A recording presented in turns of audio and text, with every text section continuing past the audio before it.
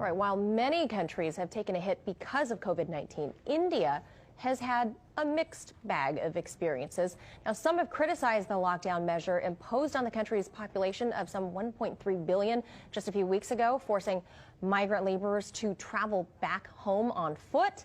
India has been reporting low numbers, though, which some say has to do with factors ranging from the climate to relatively little testing happening. But on Monday, a record high number of new cases were reported. Now, one Indian state looks like the mirror opposite of the rest of the country, and that is the southwestern state of Kerala, where the slogan "Break the Chain" has helped mobilize the population to flatten the curve. So joining us to discuss this important topic is historian and author Vijay Prashad. Vijay, thank you for being with us. So Kerala doesn't have nearly as many new cases per day compared to other Indian states. You wrote that it has much to do with its left-wing government and civil society organizations mobilizing the masses of volunteers to help make hand sanitizer and face coverings, cleaning public facilities, etc. Does it look like the Modi government may be willing to take a page from Kerala's example here? Well, nice to be with you. The first thing to say is that Kerala is a state of 35 million people, 17 million women. Of the 17 million women, 4.5 million of them are members of a cooperative called Kudumbushri. It's an extraordinary state because people are organized into trade unions, women's organizations, cooperatives of all kinds.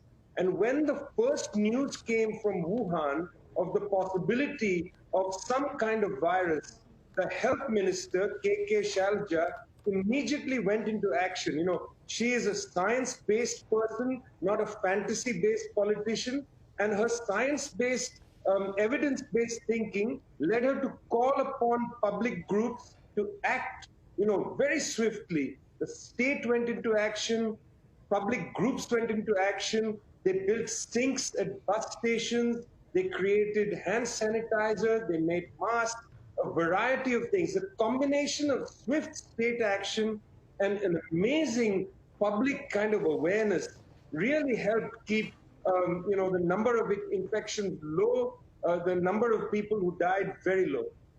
And Vijay, on the day that Narendra Modi announced a partial curfew, the Kerala government announced a $270 million relief package that included free food, loans to families through the state's women's cooperative that you just mentioned, 2 months of pension payments, and even suspending loan and utility payments among some of the other incentives happening in Kerala. So what kind of lessons do you think the United States and perhaps even other countries can take away from the state of Kerala?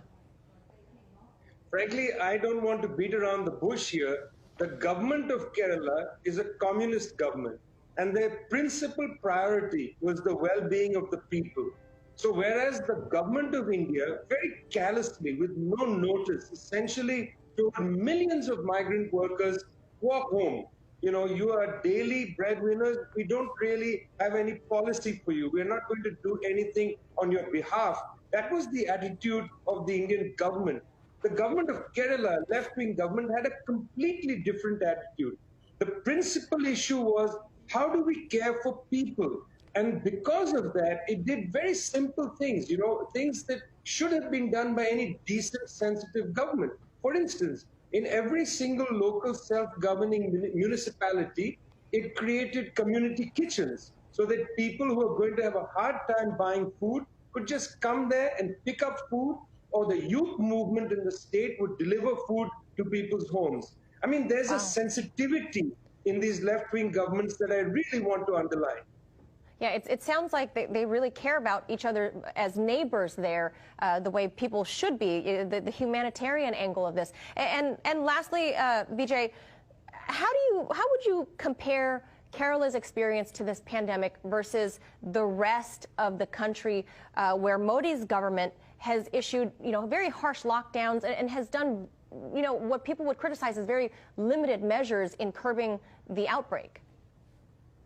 You see, it's important for people to understand that in India, unlike China, 1.5 billion people, almost half the population is a day away from starvation. This is very different from China, where nutritional intake is much higher. So in India, a government that does a lockdown must really create policies to alleviate famine and hunger. The Modi government has done nothing. And I'm very, very worried that we're going to have famine-like situations in India. We'll have food riots. The situation is only going to get worse because this government, the Modi government, is callous towards very simple things like the need of people to be able to eat a meal or 2 meals or, 3 meals per day. We look at Kerala and see that the government's first policy after contact tracing and so on was food. All right. Unfortunately, we have to leave it right there. Vijay Prashad, thank you so much for sharing the insight on Kerala today. Thanks a lot.